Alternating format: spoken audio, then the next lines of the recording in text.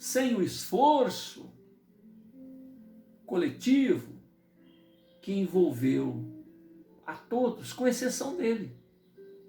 Giuseppe também se convenceu de que seus fraternos também tinham razão, e isto o abateu perante os seus próprios e nobres ideais.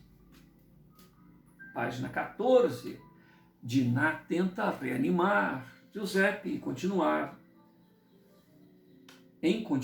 a sua missão de paz, missão que pode ser mais importante do que a de todos naquela casa. Giuseppe, envergonhado, redarque: qual o que, bondosa Diná? A verdade é que eu não sirvo para nada, aprontei tanto no passado e hoje sou um inútil neste mundo.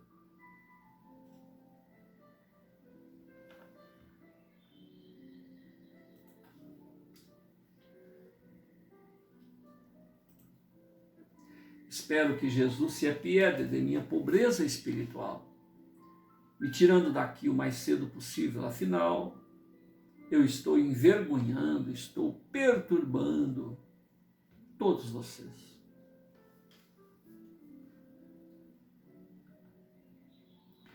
Diná redobra esforços para encorajar o Giuseppe, momento em que o senhor Manuel Mansol, coronelzão, papaizão, ali aparece enaltecendo a bravura e presteza de Sarvim. E quanto ao seu, que é o seu primogênito, tá? E ainda faz comentários pesarosos, depreciativos, quanto às atitudes lamentáveis de Giuseppe. Uma vez que ele se postou como um inútil, comentário este que é repreendido pela Diná. Mas, papai, é necessário dar um tempo para que Giuseppe se encontre. Logo ficará bom e poderá mostrar o seu valor e deixar o seu legado junto a todos nós. Abrindo um parênteses aqui. É interessante que a Shirley, até aqui, descreve Giuseppe como qualquer um de nós deve ter visto até agora, né? Giuseppe é um inútil, um lunático, não passa disso. E o coronelzão, o papaizão, o poder, né, local, inclusive líder entre os coronéis da região, é o bonzão, é o que manda, é o poder da região. E depois, no decorrer do romance, mostra a futilidade, a fragilidade de todo esse poder, de todas essas conquistas e, ao mesmo tempo, um crescendo desse lunático. Porque de um indivíduo a cuja visão até agora qualquer um percebe, é um indivíduo em apartado, até então ele nunca trabalhou na vida, e no entanto ele tem um dom ao qual ele vai ser o esteio de uma mudança social no Brasil, porque tudo isso acontece em meio à escravidão. O país mais renitente, que mais demorou para libertar os seus cativos, né? Os seus animais de produção, que poderia ser até hipotecado, né? Vendido, era coisa para ser vendido. Tempo de validade de 10 anos, quando você pegava um escravo, você tinha um tempo de validade por 10 anos, 5 dos quais o trabalho dele fazia com que quem comprou pagasse o preço de tê-lo ali. E os outros 5 anos, que seria o prazo de validade dele, seria o lucro, né? Era um animal comprado e esse animal, 5 anos no seu trabalho, pagava a despesa que o patrão teve em tê-lo ali. dinheiro que ficava só com o patrão, né? E depois os outros 5 anos eram a produção. É interessante isso, essa visão em 2 fases. O Giuseppe inútil e depois o Giuseppe realmente fazendo a diferença na sociedade, porque ele era uma antena, né?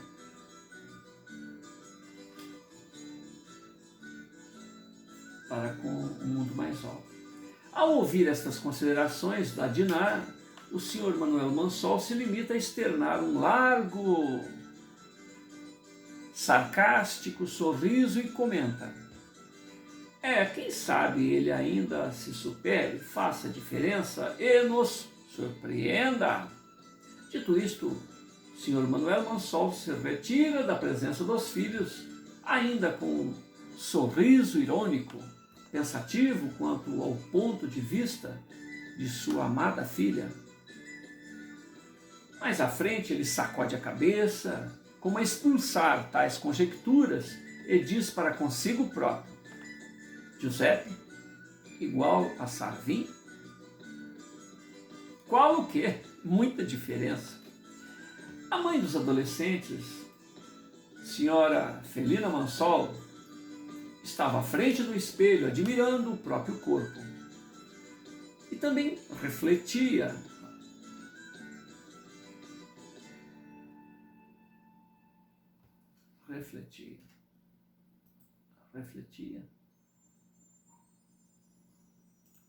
Ajuizava.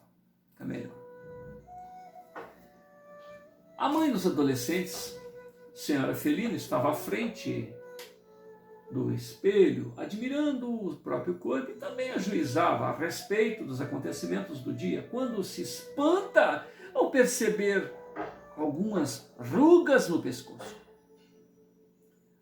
Outras rugas também estavam na sua face. Indomitamente ela se despe completamente, se torna nua perante o espelho e entra em pânico, pois que as rugas também estavam em diversas partes. Felina ainda percebe a flacidez nos braços, até que aceita que o tempo também lhe alcançou. Que horror ter que se reconhecer um tanto mais velha! Felina compreende que seu corpo já não tem aquelas curvas características da donzela a ser cortejada por muitos. Constata que a região gástrica intestinal se apresenta um tanto mais arredondada. Até então, Felina não havia percebido essas mudanças em seu corpo. Diante desta comprovação, Felina, desesperada, se socorre nos conselhos da serviçal Crustácia, que é pessoa serena, bem vivida, que passou por muitas adversidades. Finalmente, a mucama é uma boa ouvinte. E o mais importante é que Crustácia jamais poderia revelar estas preocupações, estes segredos a terceiros. Felina sai à procura da serviçal, que inutilmente... Felina sai à procura da serviçal, para futilmente se lamentar da vida, e encontra a serviçal junto às panelas. Rapidamente, Felina toma-lhe pelas mãos, a conduz até o seu próprio quarto, junto ao espelho, para dirimir aquelas dúvidas, e repete as suas preocupações para a serviçal, para a mucama, e aguarda ansiosamente as considerações. Infelizmente, a mucama, a Crustácia, só conheceu dores em sua vida. Dores e superações e muito trabalho. Crustácia adaptou o seu coração, o seu olhar, a sua mente somente para os afazeres. Portanto, estando despreparada para dar conselhos referente ao trato de vaidade feminina. Entretanto, a senhora da casa lhe pediu conselhos e o desejo da sinhá é uma ordem para ela.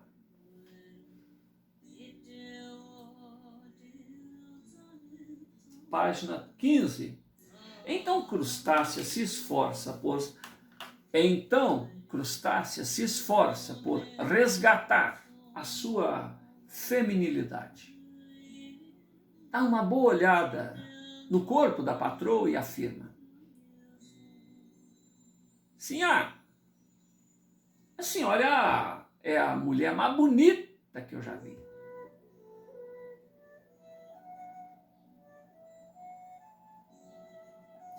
O conselho de Crustácia termina aí. Informação que não ajudou muito.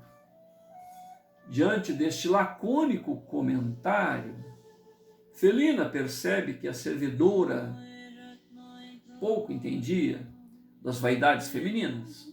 Mesmo assim, agradece o incentivo, dizendo: está bem, Crustácia. Obrigada, agora você pode ir.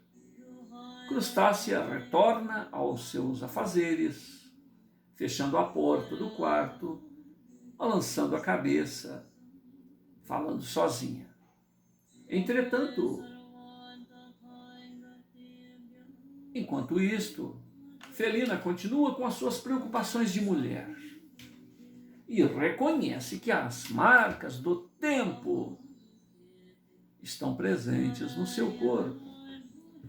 Dentre os vadios prendidos durante o incêndio e saques, um deles chamava atenção, por não se incomodar com o brutal tratamento recebido juntamente com os demais detidos. Eram as dores infligidas aos capturados à busca de eventuais confissões. E aquele rapaz nada revelou a respeito de seus planos ou de seus companheiros. Outro mistério que envolvia o jovem era a presença na parte externa daquela precária instituição carcerária de um homem branco, com visíveis recursos financeiros, boa aparência, semblante austero, 50 anos aproximadamente, inquieto, em silêncio. O respeitado senhor aguardava o destino daquele preso. Quando policiais e funcionários da Força de Segurança da região, integrada por brancos e pardos, passavam por ele e prestavam reverências em sinal de respeito. Momentos após, senhor Manuel Mansol, marido de Felina, pai de Diná, Sarvim e Crustácia,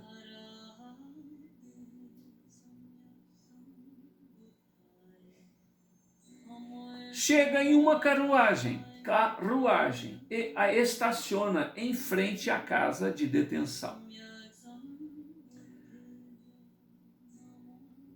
Recebendo em seu veículo de tração animal o referido senhor que já o aguardava. Em seguida, os dois partem para um lugarejo em diligências para obterem maiores informações. Eu vou fazer um adiantado nessa informação, porque esse senhor... Então vocês se recordam que a Crustácia, ela tinha um filho, um bebê que foi tirado dos braços dela, e 20 anos depois, né, a história está aí continuando. Esse senhor, ao que parece, isso não está no romance, mas é o que a intuição nos diz, provavelmente era o pai daquele escravo, porque, conforme vocês se recordam, o senhor, o antigo senhor, né, porque era comum os filhos ou os próprios proprietários dos escravos se utilizarem nos serviços sexuais das escravas. Muitas das vezes contra a vontade dela, é lógico, né? Então eu acredito que esse senhor, que o senhor Manuel Mansol hoje está aqui, né, pegando a sua carruagem e levando para alguma coisa, diligência, provavelmente deve ter interferido para que esse escravo não fosse morto, certo? Esse escravo fosse liberto. Então é uma ponta que foi deixada aqui que não fechou no romance no final. Então, na minha visão, é o pai do escravo que nasceu da crustácea. Então, depois vocês vão entender mais para frente. Então, o senhor Manuel Mansol conhecia o pai do filho da crustácea. E ele, o pai, né, deve ter chamado o Manuel Mansol para interferir de alguma maneira ali para que mal maior não ocorresse com aquele escravo. Esse jovem que está ali preso é um jovem esclarecido. Então, o pai do Ramon, né, que é o jovem, no caso, o escravo, o nome dele vai aparecer mais para frente, deu até uma certa cultura, levou esse indivíduo para escolas. É interessante isso, né? Na casa do senhor Manuel Mansol estava o Giuseppe, abatido, confuso, após receber a pecha de inutilidade e declarado desprezo pelo próprio servidor, né? Que afinal ele tinha razão. Concluiu Giuseppe que se reconhece como a vergonha da família, um estorvo para todos. Não bastassem os seus compromissos anteriores, o que ele aprontou lá na época de Roma. Ao invés de somar, ele desagrega a paz entre os convivas. Então ele resolve abandonar o seu ideal, esta sua rotina de introspecção, de examinador do próprio e reprovável passado. Não sabia como ou se alcançaria tal objetivo, mas certamente se esforçaria em viver como uma pessoa comum, visando aliviar a carga que ele impõe sobre a família. Então, Giuseppe, que sempre viveu com o pensamento voltado para as coisas do espírito, falou, não, eu vou viver como uma pessoa comum, quem sabe eu dou menos trabalho para a família. Diante destas palavras, né, Giuseppe iria levar a sua vida como um homem trivial, afeito às coisas imediatas. Ele, Giuseppe, assim se resolveu e comunica esta sua decisão para a irmã Dina.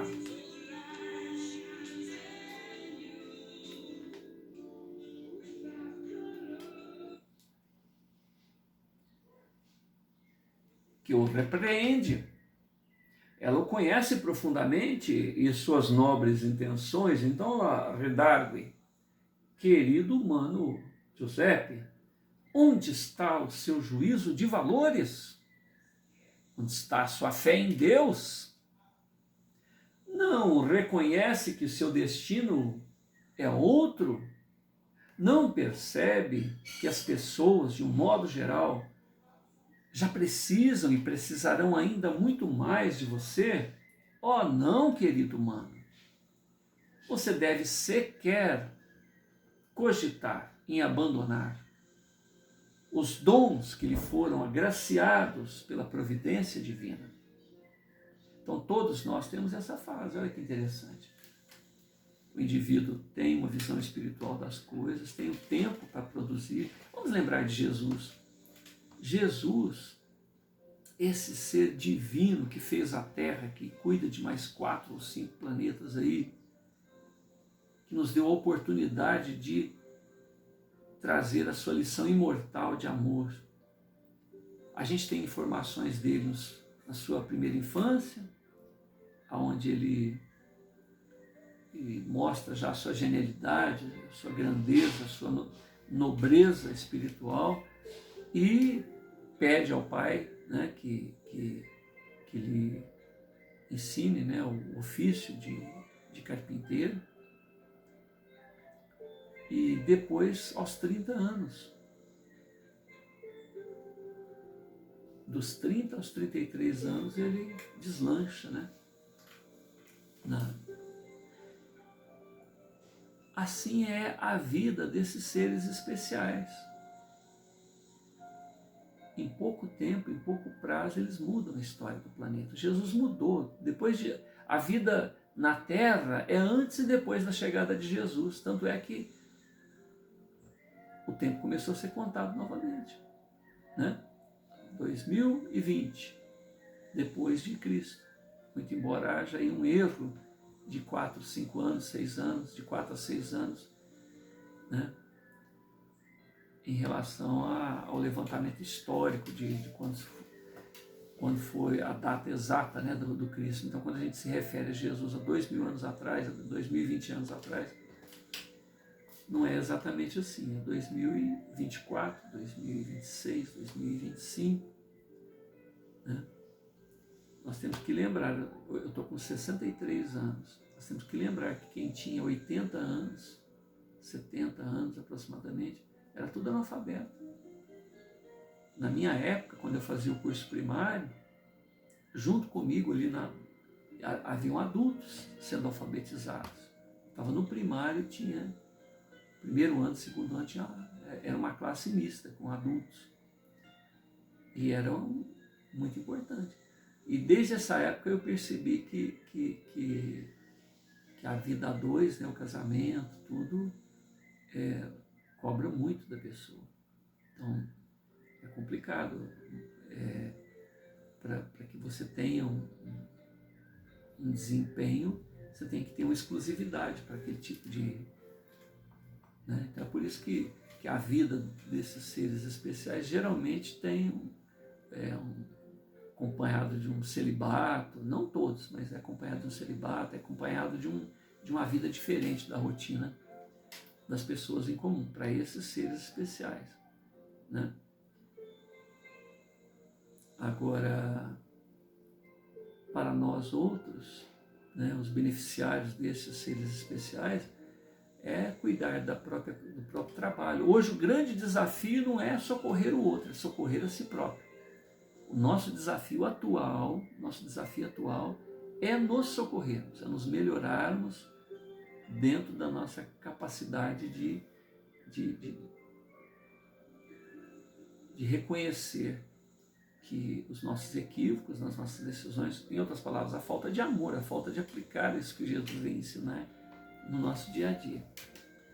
Então, hoje, o trabalho não está em socorrer o outro, está em socorrer a si mesmo. Não está em converter o outro, em fazer do outro um ser melhor, mas fazer-se melhor. Esse trabalho é automático. À medida que você melhora, você dá o exemplo. Aquilo que você se esforçou para alterar o seu propósito de vida para melhor, você estimula o outro. Né? Uma pessoa muito estudiosa estimula o outro a estudar. Um indivíduo que venceu um vício estimula o outro a vencer também.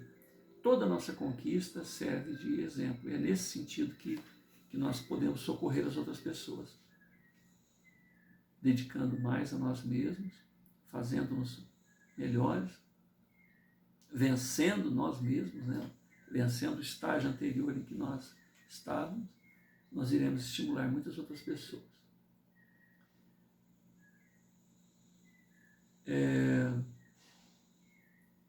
Diná pede a Giuseppe que pense mais demoradamente no assunto, ao que Giuseppe está irredutível, até que ela suavemente encerra-lhe os lábios, ela, né, fecha os lábios dele, e o repreende: cala-te, não fale mais nada, peça perdão a Deus, esqueça tudo o que você disse, nem pense mais nisso. Ela olha para o céu e conclui: arrependa-se antes que o Pai do céu resolva te punir. Giuseppe abaixa a cabeça e se rende, isso na folha 16. Diante dos seguros argumentos de Diná, que o abraça e é retribuída. no abraço. Assim eles permanecem entre lágrimas. Vai colocar para carregar? Vai. Marina está na frente da câmera.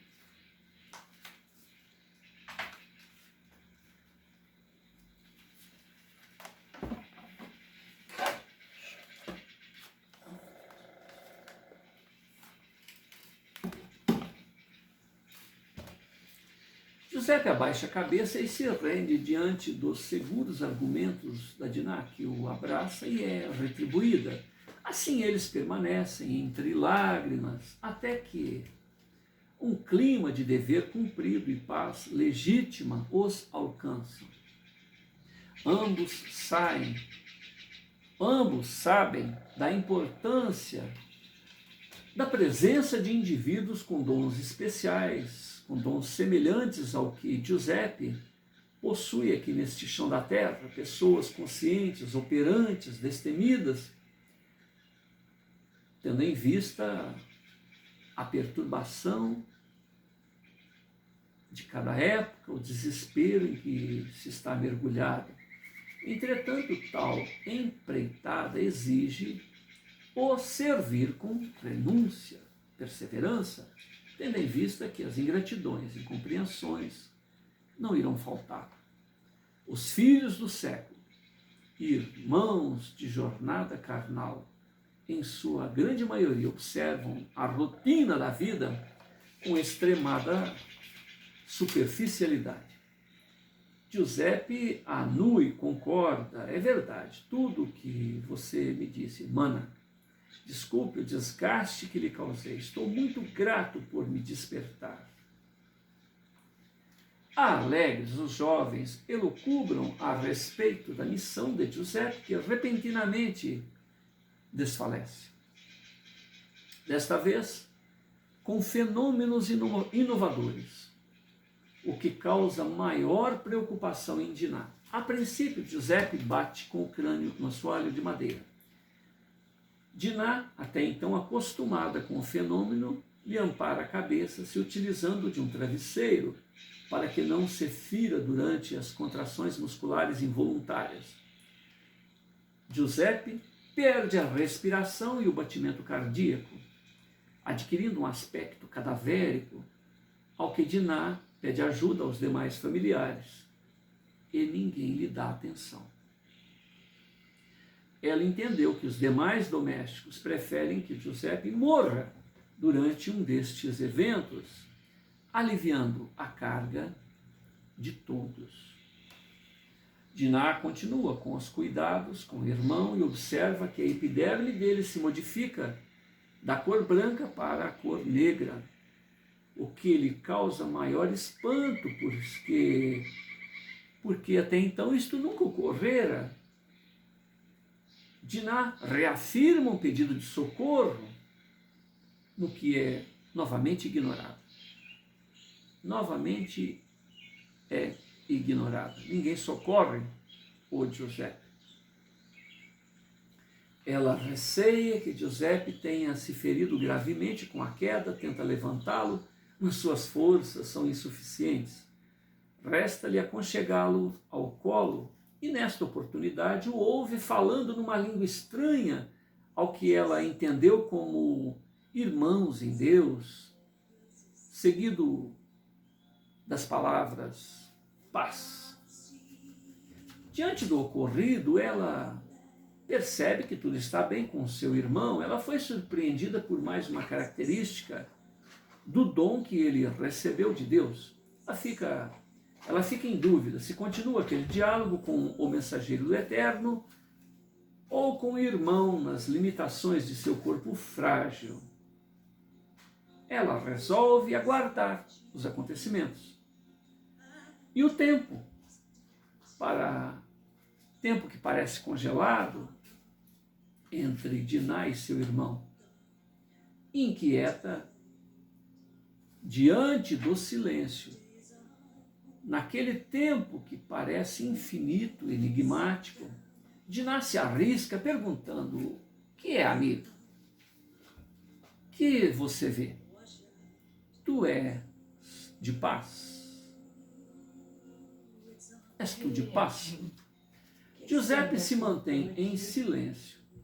No entanto, exibiu um sorriso meigo naquele rosto enegrecido e delicado. Sorriso este que ela não sabia se era a resposta do ser divino a lhe informar que tudo estava bem ou se era a reação fisiológica do próprio irmão. Então, ela pede ao Giuseppe que acorde. Página 17. Qualquer outra pessoa